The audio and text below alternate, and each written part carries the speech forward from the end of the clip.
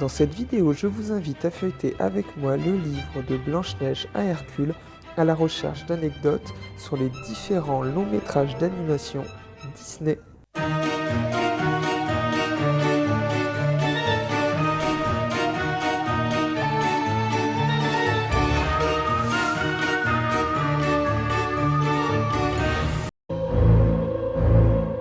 Est-ce que vous vous souvenez du chaudron dans Taram et le chaudron magique?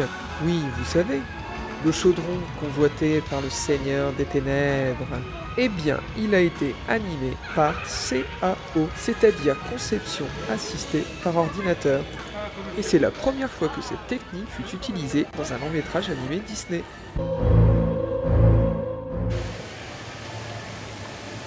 Bien que menaçant, Crochet est plutôt comique. Mais saviez-vous que sa personnalité a posé des problèmes? En effet, le directeur Clyde Geronimi le voyait plutôt mauvais et terrorisant avec son crochet, alors que l'un des scénaristes l'imaginait bellâtre, faible, style dandy, aimant le raffinement. Mais Walt Disney l'imaginait des deux façons, et il aimait s'interroger sur la façon dont Frank Thomas, l'animateur de crochet, allait gérer tout ça.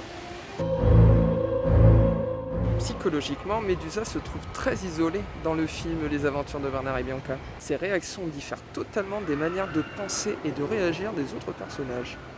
D'ailleurs, elle semble venir d'une autre planète, vous ne trouvez pas? Eh bien, tout ceci exprime l'état d'esprit de son animateur Michael à l'époque. Étant en désaccord avec d'autres artistes, il s'enfermait dans son bureau en fournissant un travail infini.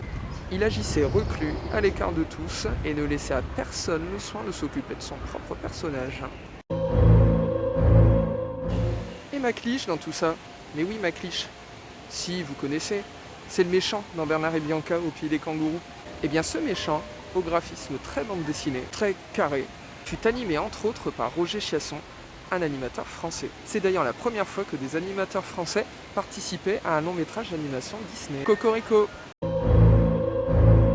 La Reine de Cœur, oui, la méchante Reine de Cœur, fut animée principalement par Frank Thomas, qui s'inspira d'une femme très célèbre à Hollywood, qu'il vit quelque part en train de jouer du piano.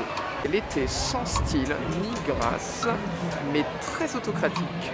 Et elle souriait toujours en se penchant bêtement. Oh là là là là, pardon. Saviez-vous que l'animateur qui a animé la méchante sorcière est le même qui a animé Pluto? Afin d'éviter que la cécité du Gédéon de Collodi passe pour de la moquerie, le studio Disney décida d'en faire un muet à l'égal de Simplet. Oh. C'est Big Tite-là qui anima Stromboli. Il donna tout ce qu'il pouvait dans une séquence en particulier, encouragé par d'autres animateurs qui trouvaient certaines scènes super. Arriva le moment de la montrer à Walt Disney lui-même, qui fut subjugué et ravi. Mais, ajouta ce dernier, elle aurait été faite par quelqu'un d'autre, j'aurais dit ok. Bill Tite-là, se sentant anéanti, reprit tout et dessina d'une manière différente. Super, c'est exactement ce que je voulais, dit finalement Walt Disney, sans explication de ce qui lui avait déplu.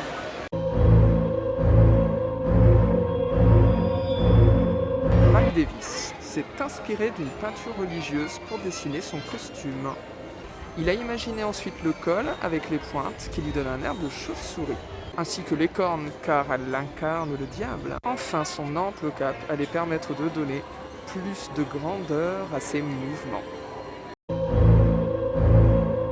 Saviez-vous que Ursula fut au préalable inspirée de l'héroïne de Dynasty John Collins, mais elle s'assimila bientôt à Divine. On refusa néanmoins la coupe mohican originellement suggérée. Les animateurs de la scène dans laquelle Esmeralda apparaît dans les flammes, les frères Rizzi, ne s'illusionnaient pas avant de proposer leur audacieux storyboard au réalisateur. Ces derniers montrèrent ça au producteur, et ceux-ci répondirent « Vous voulez vraiment faire ça ?» Mais les réalisateurs réussirent à les convaincre de donner carte blanche aux animateurs, à un détail près. On ne permit pas à la ravissante créature d'apparaître nue comme prévu au départ. Voilà pour ces 11 anecdotes, j'espère que cette vidéo vous a plu. Si c'est le cas, n'hésitez pas à la liker et pourquoi ne pas vous abonner. N'oubliez pas non plus d'activer la petite cloche.